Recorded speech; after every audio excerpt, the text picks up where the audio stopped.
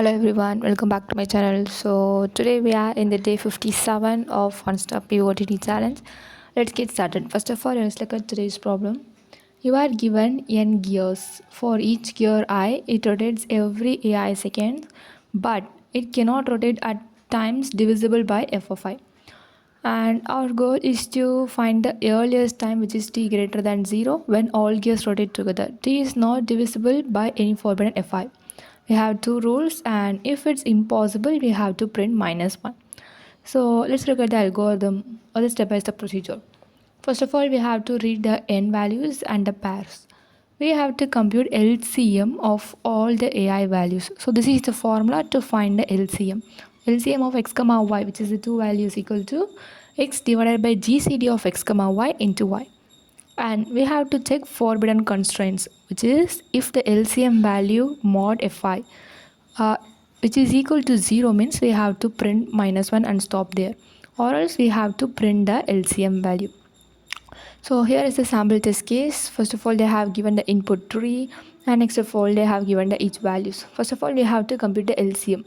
So we are computing this first column, so 4,6. So it will goes the GCD and LCD, because we need GCD value, and next of all in that LCM the GCD value is substituted. So two functions we have to write for it. After that the LCM value will be find out, and next of all again we are finding that value, and next of all another value which is 8, and finally we got the LCM of 24. Next we are going to check forbidden ticks. So we are taking the second column values, 24 mod, and the first value here is 6, which is equal to 0. Then means we have to return -1 and stop. And here is another sample test case where you had 2, which is 2 rows 2 columns, and here I am finding in the LCM, which is we have to take all the values in the first column. So LCM of 3,5, the answer is 15, and next we have to check for forbidden ticks. So 15 mod 2, which is not equal to 0, and mod 4, which is also not equal to 0. So all constraints are satisfied, hence we had to return the LCM value. Or else if any one value we get the answer is 0, we have to return -1. So here is a Java solution. As I already told, for computing the LCM we need the GCD value also. So we are writing two functions, static long for bigger values, and next of all GCD of long a comma long b. So this is the condition, while b not equal to 0, long term is equal to b, and b is equal to a mod b, a is equal to term. Finally we have to return the a. This will give us the GCD value, and next of all LCM.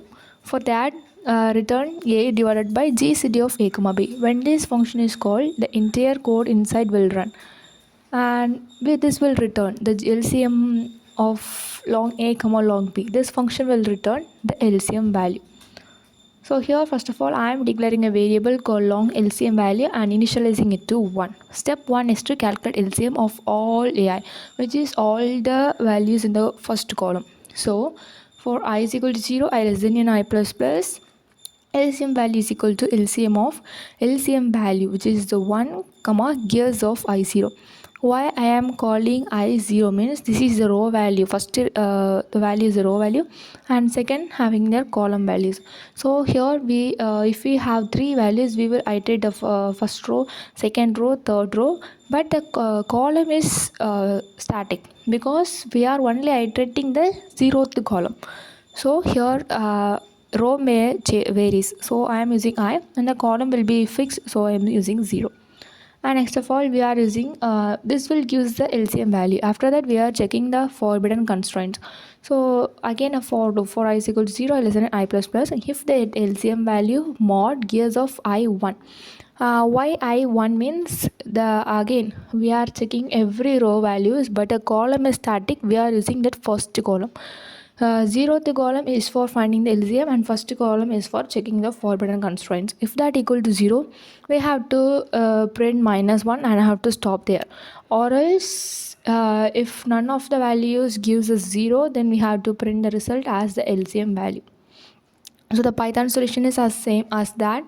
We are initializing a value, finding that LCM, and checking the constraints. If it's equal to 0, we will return the -1, or else we will return the LCM value. So if you have any doubts, please comment in the comment section below. See you in the next video. Thank you for watching.